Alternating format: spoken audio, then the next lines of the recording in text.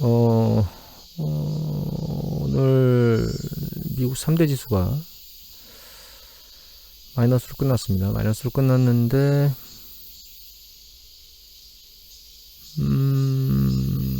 유럽 지수는 좀 괜찮았고요.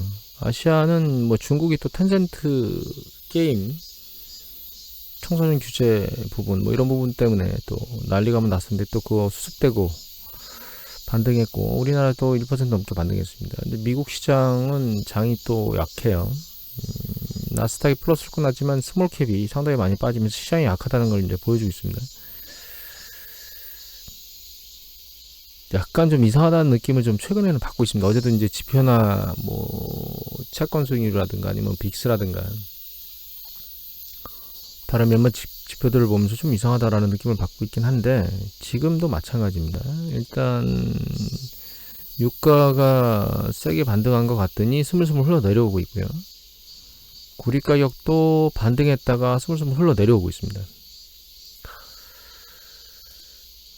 CRB 지수 이거는 트레이딩 이코노믹스 데이터인데 CRB 지수, CRB 인덱스도 그 반등했다 내려오고 있는데 아직 추세상으로 보면 바닥이 계속 올라가고 있고 상단이 뚫리고 있기 때문에 그 원자재 지수 종합적인 인덱스로 놓고 보면 아직 그 상승 패턴이 잡혔다라고 완벽히 볼 수는 없습니다.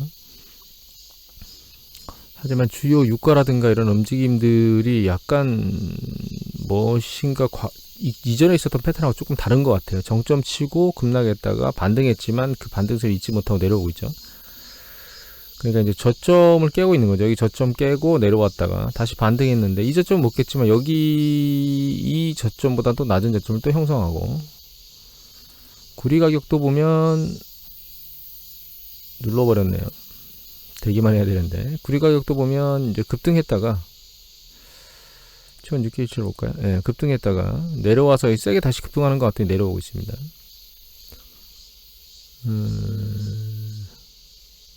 물가가 하향한 정세, 그러니까 그 원자재 가격이 약간 그 경제 성장이나 이런 것들 때문에 빨라서 막 슈퍼사이클 막 이런 얘기를 하고 있던 것들이 지금은 수면 아래로 내려가 있습니다. 슈퍼사이클 얘기들이 없어져 버렸습니다. 원자재. 항상 제가 시간이 지나고 나면 그 뒤에 결과가 나온다고 말씀을 드리는데 뜨겁게 달궈지던 슈퍼사이클 얘기가 없어졌거든요. 그리고 구리가 쌓이고 있는 과정에서 이거 잠깐 들렸다가 이 구리 재고 때문에 못 올라오고 내려오고 있고 다만 뭐 구리만큼이나 산업에서 잘 쓰이고 있는 알루미늄 같은 경우에는 보면은 3년치를 볼까요? 네. 코로나 팬데믹 이후에 오히려 축적되는 재고, 쌓이는 재고가 많음에도 불구하고 지금 계속 올라가는 패턴을 아직은 유지하고 있거든요.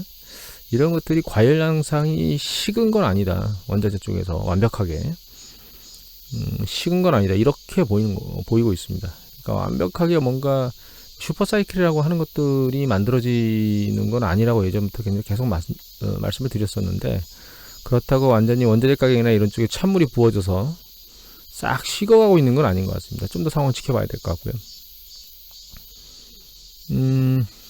이건 월드오미터 데이터인데 델타 변이나 이런 얘기들이 계속 나오고 있고 뭐 뉴스 보도에 나오고 있긴 한데 그 주식 시장의 영향력은 떨어진 것 같아요. 일단 영국 사례를 보면 델타 변이가 나옴에도 불구하고 뭔가 크게 행정적인 조치가 없는 과정에서 보시면 이제 추세적으로 내려오고 있거든요. 급등했던 게 이렇지 않는다 하더라도 약간의 개인 방역 그 마스크를 쓰는 것 정도 그리고 이제 델타 변이에 감염된다 하더라도 백신을 맞으면 치명률이 낮아지고 그런다는 점들을 놓고 보면 이제 델타 변이가 주시장에 영향을 미치지는 않을 것 같습니다. 경제에 영향을 미칠 거라고 생각도 안 합니다. 개인적으로. 그리고 인플레이션이나 이런 문제 때문에 이제 가장 우리나라 하는 금리를 올릴 거라는 예상들이 계속 나오고 있어요. 10월 정도나 돼서야 올릴 거라는 생각을 하고 있었는데 빠르면 이번 달에 금리를 올릴 수도 있을 것 같습니다. JP모건 같은 경우는 연내 한 2번 정도 금리를 인상할 거라는 예측 기사가 어제 나왔거든요. 근데 한국은행이 과거에 그 글로벌 금융위 이전에 우리나라 7월 달에 2010년도 7월 달에 금리를 첫 인상을 했거든요. 미국은 2015년도 12월 달에 올렸습니다. 그러니까 거의 5년 뒤에나 올렸어요.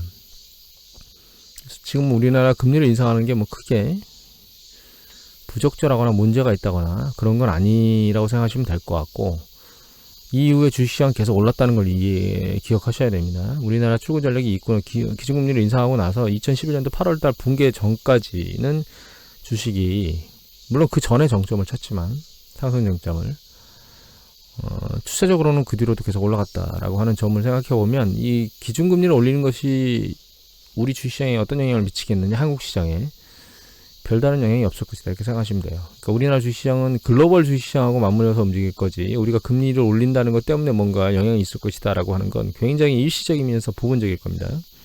그 부분은 고려를 안 하셔도 될 것 같아요. 글로벌 시장에 맞춰서 움직일 거다 이렇게 생각하면 될 것 같고, 다만 이제 지금 최근에 제가 어제하고 오늘 이렇게 말씀드리고 싶은 부분은 시장이 상승 탄력을 잃어가고 있는 것 같다라는 생각이 지금 들고 있습니다. 그러니까 이제 주가가 올라가서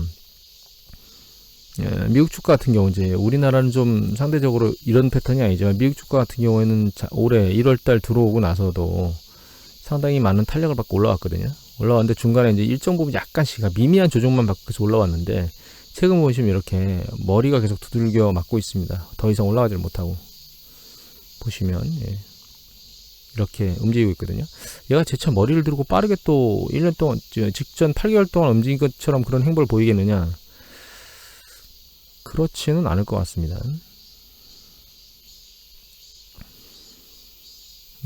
올해 먹을 상승 탄력은 일정 부분 다 올라간 게 아닌가. GDP 성장이나 이런 것들이 기대치보다 낮아지고 있고, 낮아지게 나왔고, 그 다음에 고용이나 이런 측면이 그렇게 빨리 개선되지 않는다는 점, 그리고 중국 쪽이나 이런 쪽의 PMI 지수, 제조업 PMI 지수가 좀 안 좋게 나왔다는 점, 이런 부분들을 놓고 보면 성장에 대한 탄력, 이런 부분이 약간 누그러지는 거 아닌가라고 하는 그런 생각들이 반영되는 것 같아요. 그래서 원자재 가격도 내려가고 있는 것 같고, 석유, 구리 이런 것들이 탄력을 받지 못하고 있는 게 아닌가 이런 생각을 하게 됩니다. 그래서 하반기 주식시장에 대한 기대감은 좀 낮춰야 되는 게 아닌가라는 생각을 하고 있습니다. 조정이 급격히 일어날 것이냐라고 하는 부분에 대해서는 원래라면 그렇지 않을 가능성이 높은데, 너무 과도하게 올라왔다는 점을 생각해 보면 꼭 일어나지 않을 것이라고 확신할 수도 없다라고 생각합니다, 지금.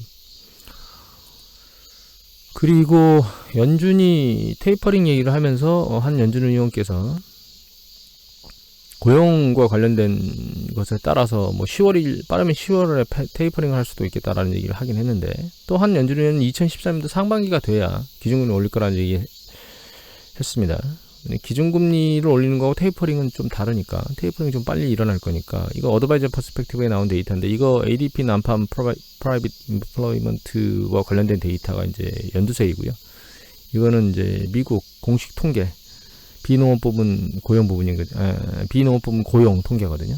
파란색으로 나타나는데 약간 상관관계가 없긴 하지만 두 개가 중요한 데이터이긴 합니다. 최근 이제 오늘 새벽인가요? 발표된 ADP 통계는 그렇게 좋지 않게 나왔어요. 비농업 부분은 어떻게 나올지는 좀 지켜봐야 될 것 같은데, 이런 상황으로 나오는 과정에서 테이퍼링을 10월 달에 진행할까라는 생각을 하게 됩니다. 그렇게 고용지표 좋지는 않아요. 그리고 이거는 예전에 한번 가끔씩 보여드렸던 calculated-risk-blog.com에 나오는 그 6가지 주요 빈도에 대한 지표, 그러니까 이제 사람의 활동력에 대한 지표인데, 이거 같은 경우에는 미국의 그 항공 여행객 처리 순인데, 이게 빨간 게 지금입니다. 현재 연초부터 쭉 올라가기 시작해서 코로나 팬데믹 때 있었던 거 이전 수준까지 거의 도달했다. 좀만 더 올라가면 이전입니다. 그렇게 생각하시면 될 것 같고, 이거는 레스토랑 점유율인데, 이 출발 시점이 그 작년 코로나 팬데믹 터지기 직전입니다. 그러니까 직전 수준까지 일정 부분은 거의 다 올라왔다. 검은 게 이제 미국 전체 통계거든요. 검은 게 거의 올라왔다. 완전히 회복이 코로나 이전으로 돌아간 것 같다. 레스토랑 영업 같은 경우에는. 그다음에 이제 극장인데, 극장은 상대적으로 이제 완전히 폐쇄되는 그런 장기간 폐쇄된 곳에 있는 그런 좀 위험성이 있죠. 그래서 아직 티켓 판매에 대한 부분은 과거에 있던 시절만큼 돌아가지 못했습니다. 이거는 호텔 점유율인데 호텔 점유율 보시면 과거 패턴까지 많이 올라가 있는 이거 코로나 팬데믹 있었던 2020년이고 이거는 이제 그러니까 우리 석유 그러니까 가솔린 자동차 가솔린 공급 물량인데 잘 보시면은 과거로 회귀를 했어요. 그만큼 활동량이 많이 늘어났다는 거죠. 이거는 공공교통을 이용하는 거거든요. 이것도 역시 이거는 이제 연초입니다. 과거만큼 회귀했어요. 그 이전 수준만큼. 그래서 활동량이 그만큼 높게 사람의 활동량이 그만큼 높다는 뜻이고 미국 여행 계획만 잠깐 추려서 보면 2019년도 코로나 팬데믹 터지기 전에 수준까지 완전히 도달하진 않았지만 상당히 많은 부분 그 정도 수준까지 한 80-90% 그 정도 수준까지 올라갔다 이렇게 보시면 될 것 같아요. 이거 각각 월별이 아니고 일별입니다. 이거는 그리고 이거는 그러니까 애플 핸드폰을 들고 있는 사람을 가지고 이 사람 이제 외부 활동에 대한 이동성에 대한 부분을 측정하는 건데 이게 작년 1월달이죠. 작년 1월달 이후에 정상화됐다고 하는 것들을 보여주는 거예요. 그것 때문에 사실 이제 요새 데이터 나오는 거 보면 이제 중국의 제조업 지수가 그렇게 안 좋게 나왔죠. 각신도 마찬가지고 미국의 그 통계 발표 당국의 통계 발표에도 제조업 PMI 지수는 안 좋게 나왔는데 여기 보시면 카이신 서비스업 지수는 기대치보다 훨씬 높게 나왔습니다. 54.9 기대치가 50.6이었는데 여기 보시면 급등했죠. 그러니까 소비 심리가 안 풀리나라고 하는 얘기를 하긴 했는데 그런 보도들이 좀 나왔었거든요. 근데 PMI 지표상으로는 그렇지는 않습니다. 이거 유럽 서비스 PMI 지수인데 이것도 이거는 직전에 아니고 이거 프레시입니다. 그러니까 지난달 하반기에 나왔던 프레시이기 때문에 직전에는 얼마가 나왔었냐면 58.3 근데 요번에 이제 59.8 이렇게 나왔습니다. 상승하는 추세에 있는 거고 미국의 마켓에서 발표하는 서비스 PMI 지수는 내려가는 걸로 나왔는데 마켓이라는 회사에서 발표하는 겁니다. 이 지표는 미국 자체 내에서 발표하는 ISM 서비스 PMI 지수는 오히려 반등했습니다. 그래서 제조업 쪽이나 이런 부분들이 약간 누그러지는 것 같지만 서비스업 쪽에서는 아직 탄탄한 움직임들을 보이고 있다라고 미국, 유로존, 그 다음에 중국 이렇게 3대 축에서 경제 축에서 괜찮은 상황을 지금 보이고 있다 이렇게 보이고 있습니다. 그러니까 정상화 국면으로 거의 많이 돌아갔다 이렇게 봐야 되겠죠. 그래서 시장 자체가 크게 아래쪽으로 세게 예를 들면 추세가 전환된다 이런 부분들은 아예 생각을 접으셔야 됩니다. 지금 경기 확장 국면 중반에 있기 때문에 그런 일이 발생할 가능성은 크게 별도의 이슈가 발생하지 않는 이상 경제에 큰 충격, 수요와 투자에 큰 충격을 줄 만한 이슈가 발생하지 않는 이상 그렇게 일이 터질 수가 없고요.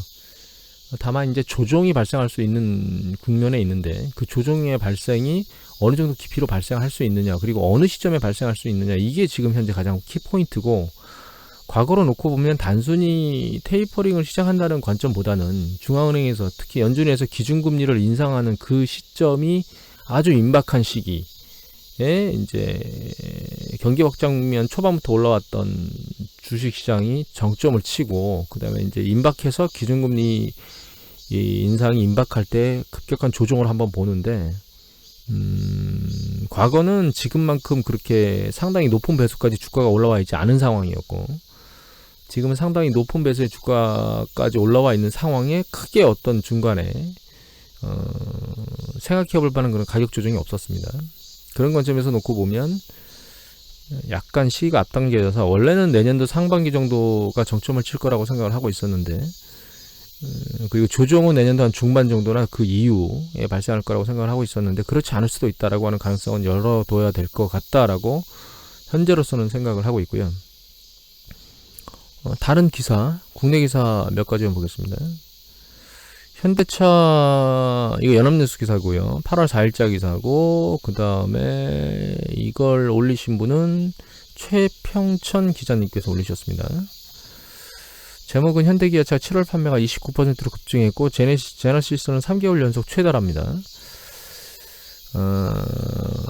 그분한테는 안 좋지만 타이거 우즈가 몸소 제너시스의 우수성을 광고하면서 급격하게 올라가고 있는데, 일단 여기 보면 뭐 현대기아 동시 판매가 14만 대인데 현대차만 놓고 보면 7만 3천 대를 팔았다고 나와 있거든요. 7월에. 미국에서 7월에 현대차가 6월까지 판매한 거 나와요. 이건 카세일즈 베이스라고 하는 사이트에 나오는 이제 미국에서 현대차 판매량인데, 여기 데이터 지난번에 보여드렸는데 6월 달까지만 보여드렸죠. 7만 2천 대 정도 나왔고 7만 2,465대. 이거는 7만 3천이니까 약간 늘었죠. 그런데 이제 봐야 될 건 이전에 있었던 데이터들 중에 상당히 높은 수준까지 판매되고 있다는 거예요. 그 이전에는 현대차가 이제 감소 추세로 움직이고 있었는데 지금은 오히려 급등하고 있고, 그 가장 중요한 이표가 사실은 타이거즈의 사고 이후에 무엇인가가 만들어지고 있습니다. 이제 다만 이제 현대차 미국은 이렇게 좋은데 여기는 중국입니다. 중국인데 중국 데이터 차 판매량을 보면 예전에 이제 9만 대, 6월달 10만 대, 한 달에 10만 대 정도까지 팔 때도 있었는데 지금 수준을 보면 한 3만 대 수준밖에 안 돼요. 그러니까 이거는 사실 뭐 중국에서는 중국 자체 내에 그 자동차 벤더들이 많이 기술력도 늘어났고 경쟁력도 세졌죠. 그러니까 이제 그것을 커버하지 못하고 있다라고 봐야 될 것 같고, 다만 중국 시장이 굉장히 규모는 큰데 생각보다 미국만큼 그렇게 폭발적으로 숫자가 많은 건 아닌 거예요. 판매 대수가. 그래서 중국에서는 아직 고전을 하고 있습니다. 전기차 쪽에서도 중국의 전기차들이 있고, 그러니까 이거는 아마 브랜드 밸류 때문에 그런 것 같아요. 제 개인적인 판단으로는 확고한 브랜드 밸류, 그러니까 이 정도 브랜드면 높은 거야 라고 하는 BMW나 뭐 벤츠 이런 브랜드 밸류를 가지고 있는 것도 아니고, 일반 뭐 서민형의, 그 다음에 또 전기차 같은 경우는 또 중국에서 많이 생산하고 있기 때문에 양쪽 다 어떻게 전기차, 그린 관련 전기차 판매나 혹은 일반 화석 연료 자동차를 판매하는데 이점이 없다는 거예요, 현대가. 그래서 중국에서는 지금 고전을 하고 있는 것 같습니다. 다만 유럽 쪽에서는 상황이 약간 개선되고 있는 것처럼 보입니다. 여기 보시면 이제 코로나 팬데믹 터지기 전의 수준 정도로 이제, 그러니까 이게 크게 증가하지도 않고 그렇다고 나빠지지도 않고 그냥 그런 수준을 적정하게 유지하고 있는 상황이에요. 그래서 지금 현대는 미국 쪽에서만 호황을 보이고 있고, 이런 부분들이 전기차 쪽에서 이쪽에서는 메꿔줘야 될 것 같아요. 유럽 쪽에서는. 그리고 그런 어떤 제너시스의 그런 성공 신화가 유럽과 중국까지로 넘어가 줘야 되는데 쉽지 않을 것 같습니다. 상황을 좀 지켜봐야 될 것 같고, 그 다음에 이제 환경 기사 2개가 나왔는데요. 여기 보시면 하나는 황정수 기자께서 8월 4일날 쓰신 내용이고, 이거는 7월 27일날 황정수 기자께서 쓰신 거네요, 환경에. 하나는 TSMC, 그러니까 파운드리 업체와 관련된 내용이고, 이거는 반도체 전체에 대한 내용이 나와 있거든요. 그런데 이거는 이제 인텔이 파운드리 세계로 들어오겠다고 얘기를 하고 있는데, 이 파운드리라고 하는 거는 결과적으로 설계된 반도체를 생산해주는 생산업자를 얘기하는 거고, 이쪽에서 보면 이거는 구글 반도체인데, 여기 보시면 이제 구글이 실제로 자기가 그 AP, 그러니까 그 구글 안드로이드처럼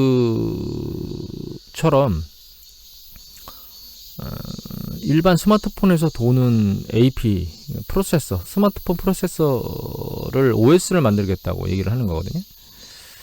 근데 이 기사 중에서 제가 보여드리고 싶은 부분은 이 부분입니다. 여기 보면 애플이 M1 칩, 그러니까 애플이 현재 돌고 있는 그 애플 스마트폰에서 돌고 있는 OS죠, AP.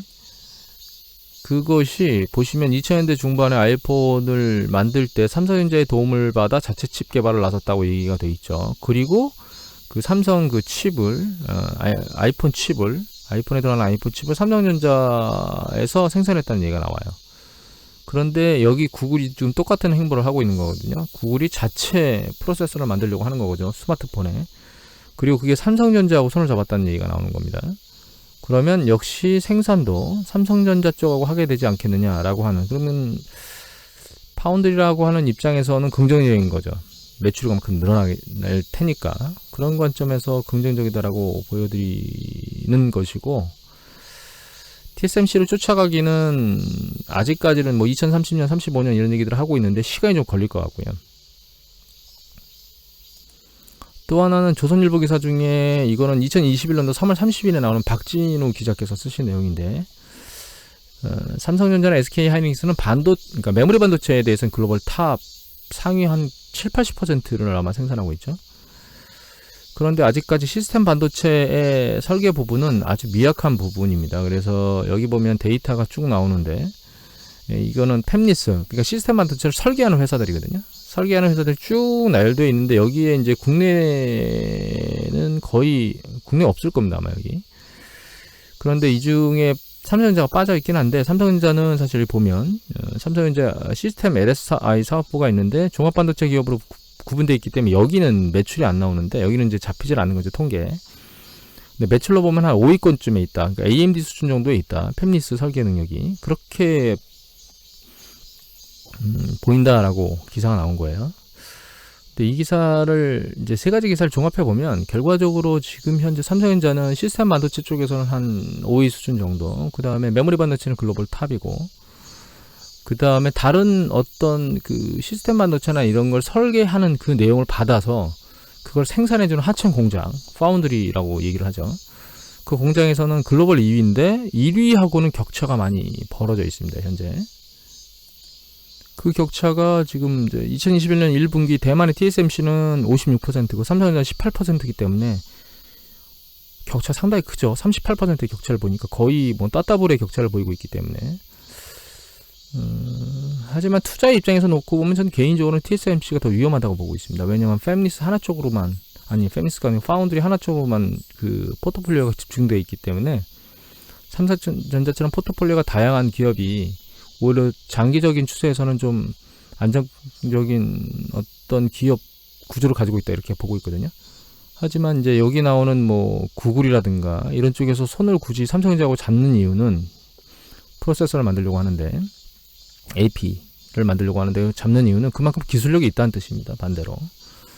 그래서 삼성전자가 추세적으로는 긍정적인 이슈를 계속 안고 있다라고 하는 게 저의 개인적인 생각입니다. 삼성전자가 잠깐 머리를 아주 빠른 속도로 들었는데 7만 뭐 8천 원대만 이렇게 움직일 때는 사고 싶은 생각이 안 들다가 머리를 반짝 들면 사고 싶은 생각이 들죠. 그래서 말씀드렸듯이 삼성전자나 현대차나 이런 기업들은 지금에 대한 기대치보다는 올 하반기나 늦으면 내년 하반기 정도의 기대치를 갖고 투자를 하고 있다가 어느 시점에 그게 투자 시장에 반영될지는 몰라요. 최근에 보여드렸던 기사 중에 국내에 있는 애널들은 삼성전자의 목표가를 낮추고 있었는데, 크레딧 스위스 은행에서 목표가를 올리고 긍정적으로 얘기가 나온 다음에 삼성전자가 며칠 지나서 이제 폭발적으로 팔린 거거든요. 매수된 거거든요. 그래서 이 삼성전자를 보면 최근에 외국인이 이렇게 이틀 연속, 이거 합하면 지금 1,400만 주거든요. 이틀 연속 이렇게 폭발적으로 매집을 한 경우가 없습니다, 지금 사실은. 이틀 연속 지금 1,000만 주가 넘네요. 여기 보면 뭐 몇백만 주씩 사기는 했었습니다, 가끔씩 이렇게. 근데 연이틀 이렇게 폭발적으로 매수를 한 경우는 없어요. 그리고 그 기관이 또 따라 매수를 하고 있는데, 기관이 간간히 이제 조금씩 매수했는데 최근 매수 빈도가 늘어나고 있죠. 근데 한번 생각해 볼 만한 건 이런 거예요. 애널들은 목표가를 낮추고 기관들은 매수를 치고 있다는 거죠. 그리고 그 이전에는 계속 그 목표가를 낮추지 않고 예전에 한참 달려가고 정점을 치고 조정받을 때도 계속 매수하라고 얘기를 하면서 기관들은 팔고 있다, 이런 것들을 그냥 지나가는 생각으로 한 번씩은 해보셔야 됩니다. 그래서 애널의 보고서를 참고하는 건 좋은데, 시간이 지나고 나면 얘네들이 청개구리처럼 거꾸로 할 때도 있다라고 하는 부분도 한 번쯤은 생각해 봐야 되지 않을까. 오늘은 이 정도 수준으로 정리하고 마치도록 하겠습니다.